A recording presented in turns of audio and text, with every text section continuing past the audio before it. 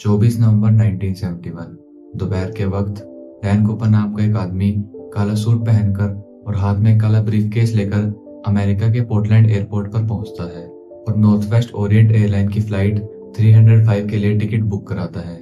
ये flight Portland से Seattle की एक रूटीन फ्लाइट हुआ करती थी जिसमें 36 पैसेंजर्स और 6 क्रू मेंबर सफर कर रहे थे। उस वक्त अमेरिका के एयरपोर्ट्स पर सिक्योरिटी के ज्यादा इंतजाम नहीं थे, इसीलिए डैन कूपर अपने ब्रीफकेस को बिना चेकिंग के प्लेन के अंदर ले जाता है और लास्ट रो में सीट नंबर 18C पर जाकर बैठ जाता है। और यहीं से शुरू होती है अमेरिकन हिस्ट्री की एक ऐसी मिस्ट्री जिसको आज तक FBI भी सोल्व नहीं कर सकी। तो चलिए बिना टाइम वेस्ट करे इस वीडियो की शुरुआत करते हैं। करीब दोपहर के 2:50 पर फ्लाइट 305 पोर्टलैंड से सिएटल के लिए टेक ऑफ करती है। इस फ्लाइट का सफर सिर्फ 30 मिनट का ही था, इसलिए ज्यादा टाइम ना वेस्ट करते हुए डैन कूपर अपने प्लान को शुरू करता है। कूपर अपने पास खड़ी फ्लोरेंस शेफनर नाम की फ्लाइट अटेंडेंट को अपने पास बुलाकर उसे एक नोट देता है। पहले तो फ्लोरेंस को लगता है कि कूपर उसके साथ फ्लर्ट करने की कोशिश कर रहा है, लेकिन फिर कूपर उसकी तरफ झुककर उसे उस नोट पर लिखे मैसेज को पढ़ने के लिए कहता है। फ्लोरेंस जैसे ही उस मैसेज को पढ़ती है उसके होश उड़ जाते हैं। उस नोट में साफ साफ लिखा था कि कूपर के ब्रीफकेस में एक बॉम्ब है।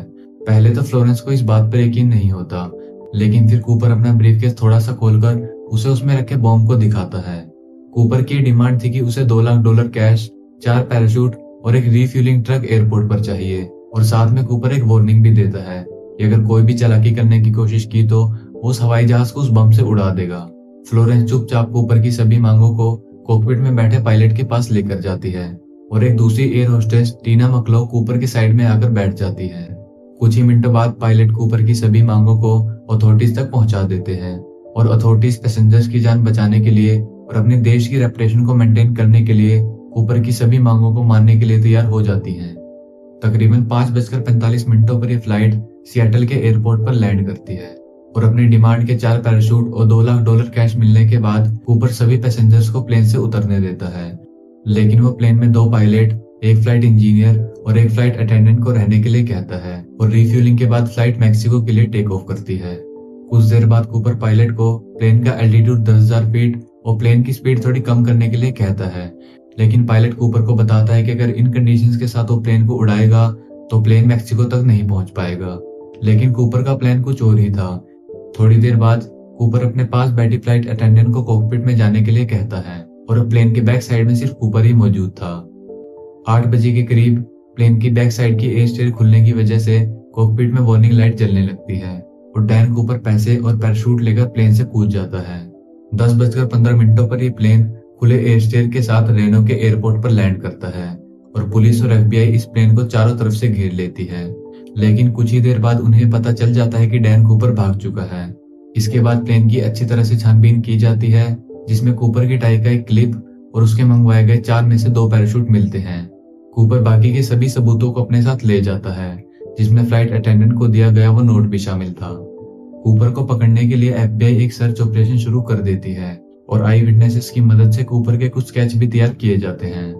कई महीनों तक ये सर्च ऑपरेशन चलता है, लेकिन फिर भी कूपर के बारे में कोई क्लू नहीं मिलता।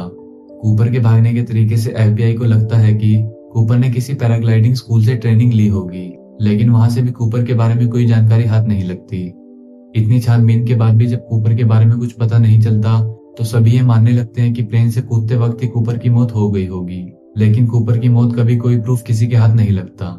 लेकिन इस घटना के करीब 8 साल बाद 10 फरवरी 1980 के दिन ब्रायन इनग्राम नाम के बच्चे को कोलंबियन नदी के किनारे रेत के नीचे दबे हुए कुछ नोटों के बंडल मिलते हैं, लेकिन उनमें से कुछ नोटों के सीरियल नंबर अभी भी विजिबल थे।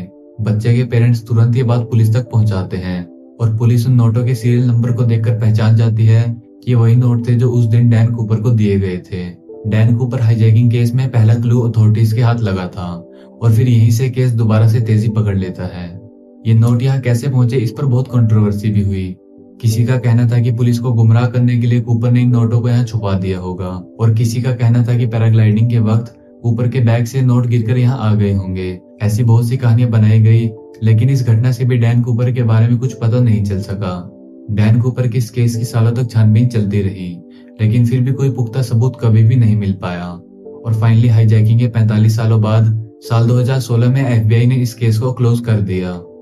डैन कूपर का केस एविएशन हिस्ट्री का इकलौता ऐसा केस है जिसे कोई भी सोल्व नहीं कर सका। और डैन कूपर कौन था और कहाँ गया, इसके बारे में कभी भी कोई जानकारी हाथ नहीं लगी।